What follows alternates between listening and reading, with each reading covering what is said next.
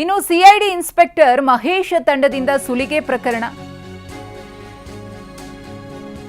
Inspector ಸೇರಿ ಮೂವರ mobile ಖಾಕಿ ವಶಕ್ಕೆ. ಮಹೇಶ್, ಕುಪೇಂದ್ರ, ವಸಂತ್ ಕುಮಾರ್ ಮೊಬೈಲ್ ಅನ್ನು ವಶಕ್ಕೆ ಪಡೆಯಲಾಗಿದೆ. ಕುಪೇಂದ್ರ ಮತ್ತು ವಸಂತ್ ಇದೇ ರೀತಿಯ ಕೃತ್ಯಗಳಲ್ಲಿ ಭಾಗಿಯಾಗಿರುವ ಶಂಕೆ ವ್ಯಕ್ತವಾಗಿದೆ.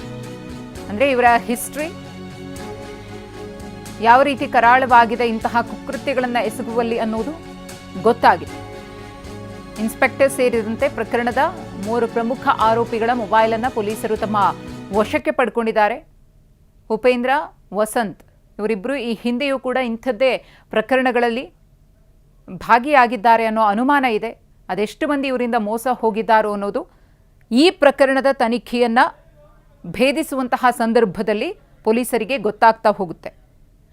ಇವರಿಂದ ಈ ರೀತಿ ವಂಚನೆ ಆಗಿದೆ, ನಮಗೂ ಕೂಡ ಆಸೆಯನ್ನು ತೋರಿಸಿ ನಮ್ಮನ್ನು ಕೂಡ ವಂಚಿಸಿದ್ದಾರೆ ಅಂತ ಇನ್ನೆಷ್ಟು ಮಂದಿ ಹೊರಗೆ ಬರ್ತಾರೋ ಅನ್ನೋದನ್ನು ಕಾದು ನೋಡಬೇಕಿದೆ.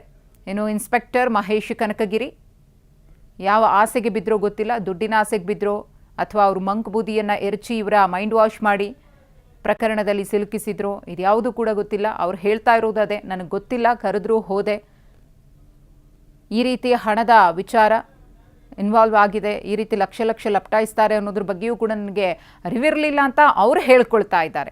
ಆದರೆ ಒಳಸತ್ಯ ಏನಿದೆ ಅದನ್ನು ಪೊಲೀಸರು ತನಿಖೆಯ ಮೂಲಕ ಹೊರತೆಗಿಬೇಕಿದೆ.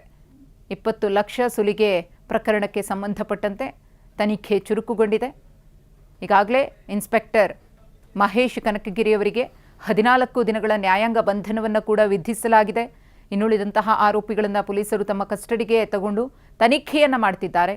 ತನಿಖೆಯ ಸಂದರ್ಭದಲ್ಲಿ ಪ್ರಕರಣದ ಬಗ್ಗೆ ಇನ್ನಷ್ಟು ಮಾಹಿತಿ ಪೊಲೀಸರಿಗೆ ಲಭ್ಯವಾಗ್ತಾ ಹೋಗ್ತಿದೆ. ಈಗ ಫೋನನ್ನು ವಶಪಡಿಸಿಕೊಂಡಿರುವುದರಿಂದ ಅದರ ಹಿಸ್ಟ್ರಿಯನ್ನು ಕಲೆ ಹಾಕಲಾಗುತ್ತೆ. ಫೋನ್ ಕಾಲು ಮತ್ತು ಮೆಸೇಜಸ್ಸು, ಟ್ರಾನ್ಸಾಕ್ಷನ್ಸ್ ಇದೆಲ್ಲದರ ಬಗ್ಗೆಯೂ ಕೂಡ ಪೊಲೀಸರಿಗೆ ಗೊತ್ತಾಗುತ್ತೆ.